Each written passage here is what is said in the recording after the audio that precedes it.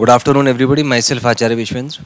I was discussing about the mind brain algorithms. उस पर आपसे बात कर रहा था मैं, और मैंने इसमें आपसे कहा था कि माइंड ब्रेन एल्गोरिथम्स ही जो हमारे अंदर चल रहा है, जो हमारी रियलिटी है, उस रियलिटी को माइंड ब्रेन एल्गोरिथम्स के थ्रू ही टेस्ट किया जा सकता है।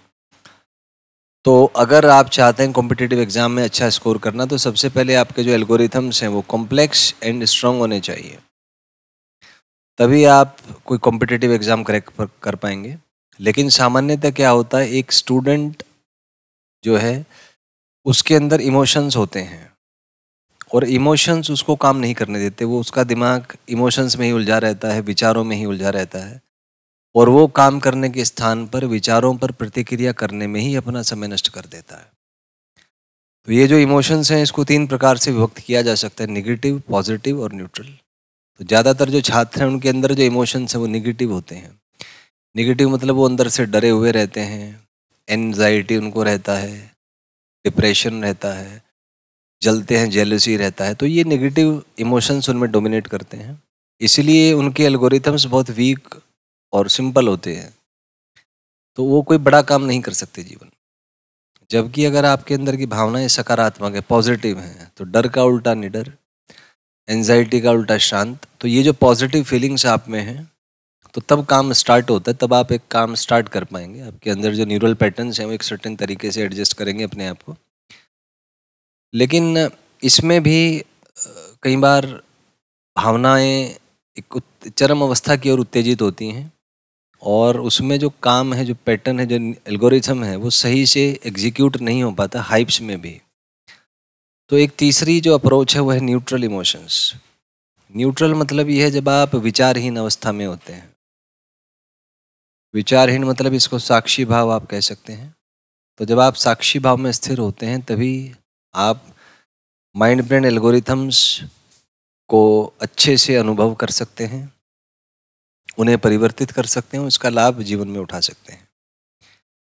तो जो सारा टर्निंग पॉइंट है कॉम्पिटिटिव एग्जाम की प्रिपरेशन का, वो है कि आपके जो माइंड ब्रेन सिस्टम्स हैं उसके अंदर जो इमोशन वाली चीज़ें हैं, जो इमोशनल चीज़ें चल रही हैं, उनको न्यूट्रल करना, कि उसको न्यूट्रल कैसे किया जाए। जीवन में भी आप देखें, 3 प्रकार के व्यक्तियों पर विचार करें। एक व्यक्ति हमेशा थका थका सा रहता है, हमेशा ऐसा लगता है कि आलसी है, आलस्य इसमें है, इनएक्टिव रहेगा, सुस्त सा रहेगा। तो ऐसे व्यक्तियों में तामसिक प्रवृत्ति प्रधान होती है। तामसिक जो गुण हैं ये उस प्रवृत्ति के होते हैं, इनमें नकारात्मक गुण प्रधान होते हैं, और नकारात्मक गुणों के कारण ये हमेशा सुस्त रहेंगे, आलस्य से भरे रहेंगे, हमेशा नेगेटिव बातें करेंगे, दूसरों से चिढ़ेंगे, जेलसी, और हमेशा टाइम पास करेंगे, बिना मतलब की बातें करेंगे जिनका कोई अर्थ नहीं है। तो ये तामसिक गुणों के जो लोग हैं उनकी प्रकृति होती है। दूसरे हैं राजसिक प्रवृत्ति। तो राजसिक मतलब जिनको जीवन में बहुत कुछ प्राप्त करना है, बहुत ही फायरी ये लोग होते हैं, बहुत ही ऊर्जा से भरे हुए। हमेशा इनके संपर्क में आते ही आपकी ऊर्जा एकदम से उत्तेजित हो जाएगी, और आपको लगेगा कि आप तो जीवन में सब कुछ प्राप्त कर सकते हैं। बहुत इन्फ्लुएंशियल होते हैं, इनका जो ओरा है बहुत स्ट्रांग होता है, और ऐसे लोग मैग्नेटिक होते हैं। अक्सर ये लोगों से घिरे रहते हैं, क्योंकि इनकी जो एक ओरा है वो बहुत ही एक्सट्रीमली पॉजिटिव होता है। लेकिन तीसरे टाइप के लोग हैं जो सात्विक, सतोगुण जिसको कहा जाता है। तो सतोगुण मतलब न्यूट्रल इमोशंस हैं। तो ये सामान्यतः उदासीन होते हैं, प्रतिक्रिया नहीं करते।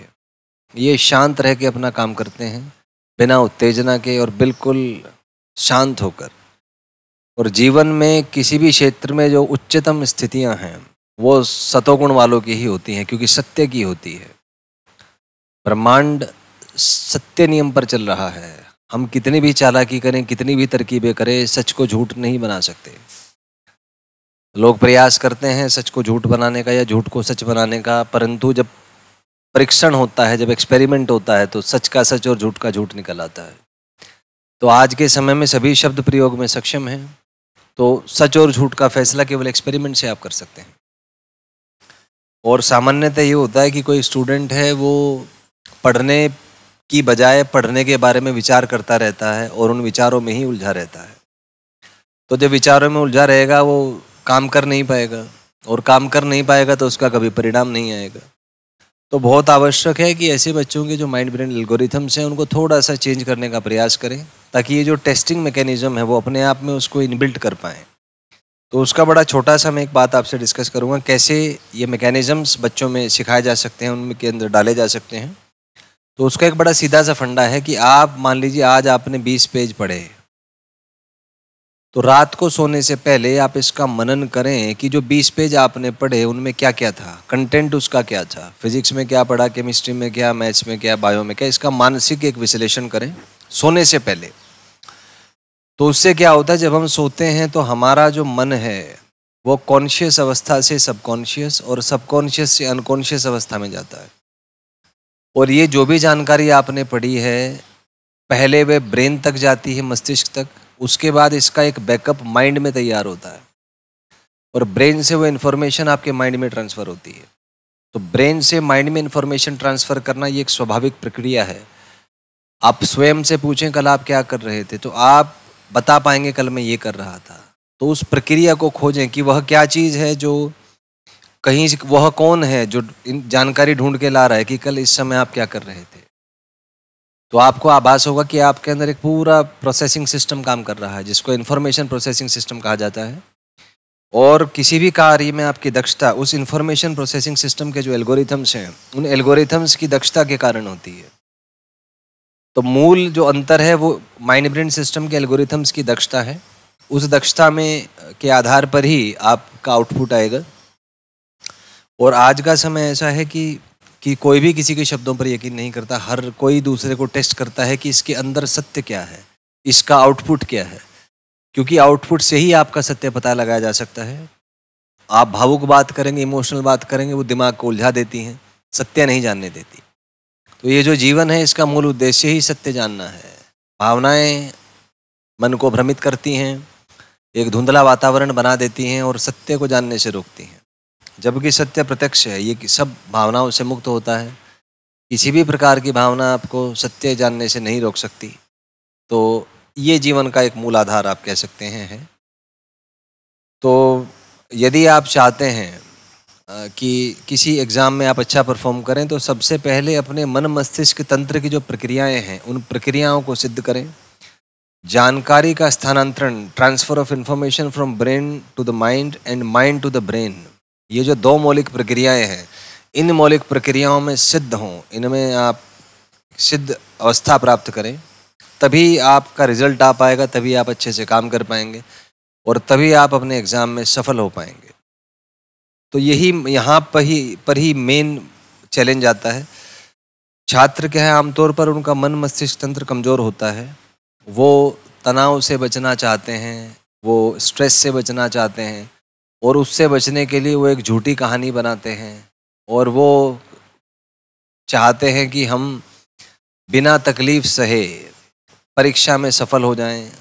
तो उसके लिए कई बार वो नकल भी करते हैं एग्ज़ाम में।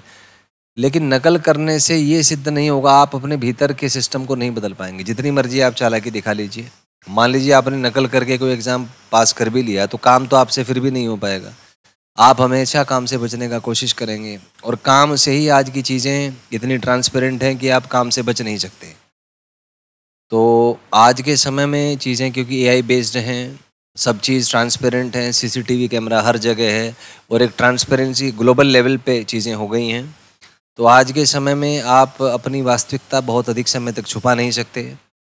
आप जो भी करते हैं, कोई भी आपके सोशल मीडिया प्रोफाइल्स हों, उसको पहले चेक करेगा कि लास्ट 2 ईयर से आप किस प्रकार के मैसेज भेज रहे हैं, किस प्रकार के आपकी मेंटेलिटी है, उसके बाद ही आपके विषय में कोई निर्णय लेता है। तात्क्षणिक जो है आप प्रभावित कर लेंगे किसी को, वो आजकल कोई सुनता नहीं है। तो इसलिए एक सिस्टम बना के काम करें, अपने अंदर जो एक इन्फॉर्मेशन प्रोसेसिंग सिस्टम है, उस प्रोसेसिंग सिस्टम पे ढंग से काम करें, उसको विकसित करने का प्रयास करें और ईमानदारी से काम करें। क्योंकि जिस काम में भी आप ईमानदारी से करते हैं, उसमें मन लगाते हैं अपना, उस काम में आप स्वयं सिद्ध हो जाते हैं बिना कोई ज़्यादा एफर्ट्स किए। आप उसमें एक बार अगर आपने कोई काम करने की आदत आपको है और आपने उस पर अपना समय लगाया है, तो उसमें एक पार्टिकुलर समय के बाद आप अपने आप दक्ष हो जाते हैं। उसमें बहुत ज़्यादा संघर्ष आपको नहीं करना पड़ता और यही जीवन में दक्ष होने का मूल आधार है। तो मेरा प्रयास है इन वीडियोस के माध्यम से कि जो अंदर की टेक्निकल चीज़ें हैं वो आप जानें और अपने अपने क्षेत्र में सफलता अर्जित करें।